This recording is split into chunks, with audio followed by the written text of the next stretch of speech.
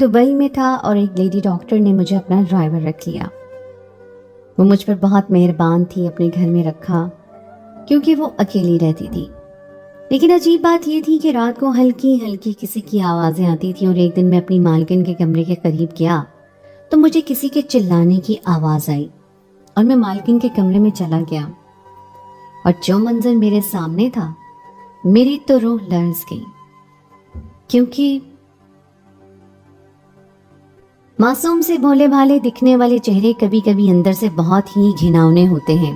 ہمارے ہی ارد گرد ایسے لوگ موجود ہوتے ہیں جنہیں ہم اپنا مانتے ہیں، لیکن در حقیقت وہ ہمارے اپنے نہیں ہوتے۔ زندگی میں کچھ وقت ایسے آتے ہیں جب ہم لوگوں کو سمجھنے میں غلطی کر بیٹھتے ہیں، اور میں نے بھی کچھ ایسا ہی کیا۔ لیکن جب سچ میرے سامنے آیا تو میرے قدموں تلے سے زمین نکل گئی۔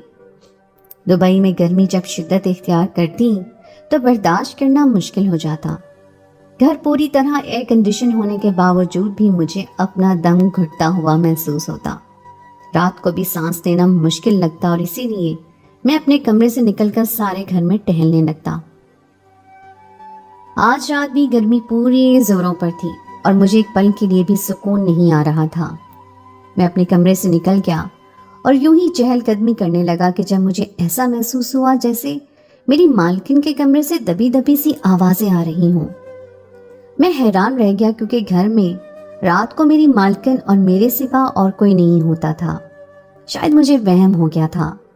میں تھوڑی دیر یوں ہی سارے گھر میں ٹہلتا رہا اور پھر اپنے کمرے میں سونے کے لیے واپس آ گیا۔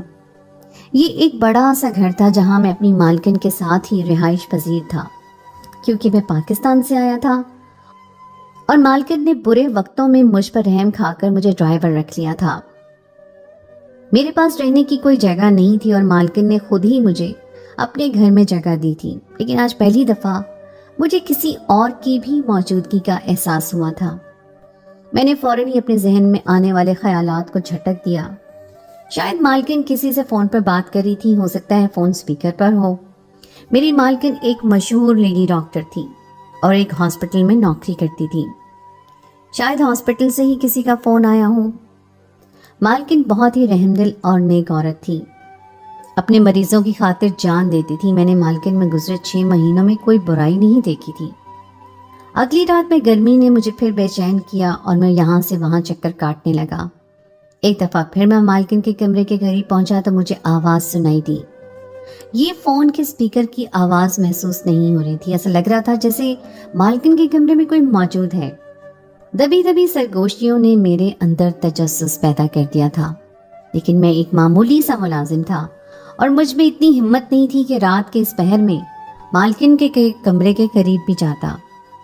میرے لیے یہ سب کچھ بہت غیر معمولی تھا، کیونکہ میں نے آج تک مالکن کا کوئی رشتہ دار یا دوست نہیں دیکھا تھا۔ وہ یہاں تنہا رہتی تھی اور ان کے گھر والے کسی دوسرے ملک میں رہتے تھے۔ میں ساری رات یوں ہی بے چینی سے باہر گزار کر واپس اپنے کمرے میں آ گیا۔ آدھی رات کو مالکن سے ملنے کے لیے کون آ سکتا تھا، جبکہ میری مالکن تو شادی شدہ بھی نہیں تھی۔ وہ ایک خوبصورت اور جوان لڑکی تھی، لیکن ابھی تک مالکن نے شادی نہیں کی تھی۔ مالکن ہاسپٹل سے گھر اور گھر سے ہاسپٹل کے علاوہ کہیں نہیں جاتی تھی۔ جتنا وقت مالکن ہاسپٹل میں ہوتی میں گاڑی لے کر باہر ہی کھڑا رہتا اور ان کا انتظار کرتا۔ میں بہت زیادہ حیران تھا کہ مالکن کی زندگی میں ایسا کون تھا جو آدھی رات کو مالکن سے ملنے کے لیے آتا تھا اور جس سے میں بالکل بے خبر تھا، جبکہ مجھے مالکن کے ہر پل کی خبر ہوتی تھی۔ انہی سوچوں کے ساتھ میں بستر پر لیٹا تو تھوڑی ہی دیر میں مجھے نیند لگ گئی۔ اگلی صبح میں معمول کے مطابق مالکن کو ہاسپٹل لے جانے لگا۔ مالکن گاڑی کی پچھلی سیٹ پر آنکھیں موندے بیٹھی تھی۔ ان کا چہرہ دیکھ کر مجھے ایسا محسوس ہوتا تھا جیسے وہ رات بھر سوئی نہ ہوں۔ ان کے چہرے پر زمانے کی تھکن محسوس ہو رہی تھی۔ میں نے اچانک ہی ان سے پوچھ لیا کہ کیا آپ رات بھر سوئی نہیں ہیں؟ میری بات سن کر مالکن نے گڑبڑا کر آنکھیں کھول دی اور کہنے لگی، کیوں ماجد، یہ سوال کیوں پوچھ رہے ہو؟ میں بھلا رات بھر کیوں نہیں سوؤں گی؟ میں تو 11 بجے سے سو جاتی ہوں۔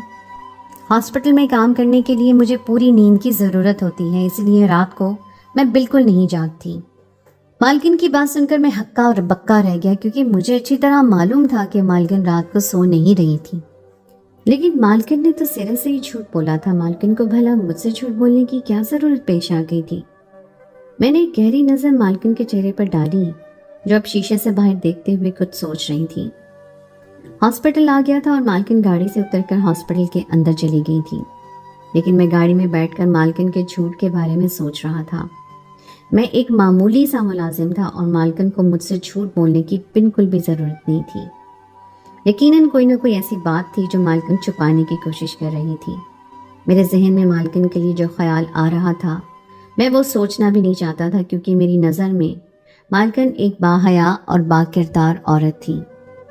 شام کے وقت مالکن ہاسپٹل سے نکلی اور سیدھا گھر آ کر اپنے کمرے میں چلی گئی۔ مجھے بھی اس کے بعد کوئی کام نہیں ہوتا، اس لیے میں بھی اپنے کمرے میں آرام کرنے چلا آتا۔ گرمی نے اس قدر زور پکڑ رکھا تھا کہ ہر کوئی اپنے گھروں میں قید تھا۔ دبئی میں ویکینڈ پر سب لوگ اپنے گھروں سے نکل کر شاپنگ مالز جایا کرتے تھے، باقی سارا ہفتہ سبھی مصروف رہتے۔ میں بھی ویکینڈ پر مالکن کو مختلف مالز لے جایا کرتا تھا، اور اس سے پہلے سارا ہفتہ صرف گھر سے ہاسپٹل اور ہاسپٹل سے گھر کا ہی ایک چکر روز لگانا ہوتا تھا۔ میری نوکری بہت ہی پرسکون اور آرام دہ تھی، لیکن مجھے کسی چیز کی کوئی تکلیف نہیں تھی، اگرچہ میں دبئی کسی اور مقصد کے تحت آیا تھا، لیکن اب میں اپنی نوکری سے خوش تھا۔ سارا وقت میں اپنے کمرے میں ہی رہا اور رات گئے جان بوجھ کر کمرے سے باہر نکلا، کیونکہ میں ان دبی دبی آوازوں کے بارے میں جاننا چاہتا تھا۔ مالکن کے کمرے سے تھوڑی ہی دور مجھے وہ آوازیں سنائی دینے لگی۔ میں وہیں ٹھہر گیا، اور وہ آوازیں اس قدر ہلکی تھی کہ مجھے پوری طرح کچھ بھی سنائی نہیں دے رہا تھا۔ نہ جانے کون مالکن سے ملنے کے لیے رات کے اس پہر آتا تھا، جس کے بارے میں مالکن مجھے بھی نہیں بتانا چاہتی تھی۔ کچھ ہی دیر بعد میں اپنے کمرے میں واپسی کے لیے پلٹنے لگا تو مجھے مالکن کی چیخ سنائی دی اور مجھ سے رہا نہ گیا۔ میں تیزی سے مالکن کے کمرے کی طرف بڑھا اور جیسے ہی دروازے کو ہاتھ لگایا تو دروازہ کھلتا چلا گیا۔ اندر کے منظر نے مجھے دہلا کر رکھ دیا۔ میری مالکن تو اپنے کمرے میں 2 آدمیوں کے ساتھ، اندر کا منظر میرے لیے ناقابل بیان تھا۔ جیسا دکھائی دیتا ہے ویسا ہرگز بھی نہیں ہوتا ہے۔ میں اپنی مالکن کو بہت ہی نیک اور باحیا عورت سمجھتا تھا، لیکن جو کچھ میں نے دیکھا تھا اس کے بعد جیسے سب کچھ بدل کر رہ گیا۔ میں آج سے 8 مہینے پہلے بڑے بڑے خواب آنکھوں میں لیے دبئی آیا تھا۔ میری ماں نے اپنی زندگی کی ساری جمع پونجی نکال کر اپنے ایک جاننے والے کے توسط سے مجھے دبئی بھجوایا تھا۔ میری ماں کے اس رشتہ دار نے اماں کو بتایا تھا کہ دبئی میں بہت آسانی سے نوکریاں مل جایا کرتی ہیں۔ اس نے اماں سے 5 لاکھ روپے لے کر مجھے دبئی کا ویزا اور پاسپورٹ پکڑا دیا، اور میں بغیر کسی نوکری کے ہی یہ سوچ کر دبئی چلا آیا تھا کہ یہاں آتے ہی مجھے میری من پسند نوکری مل جائے گی۔ میں دبئی کو خوابوں کی نگری سمجھ رہا تھا، لیکن یہاں آنے کے بعد مجھ پر حقیقت کا ادراک ہوا کہ بغیر محنت کے انسان کو کچھ حاصل نہیں ہوتا۔ میں ایک چھوٹے سے ہوٹل میں رہتے ہوئے نوکریاں ڈھونڈنے کی کوشش کر رہا تھا۔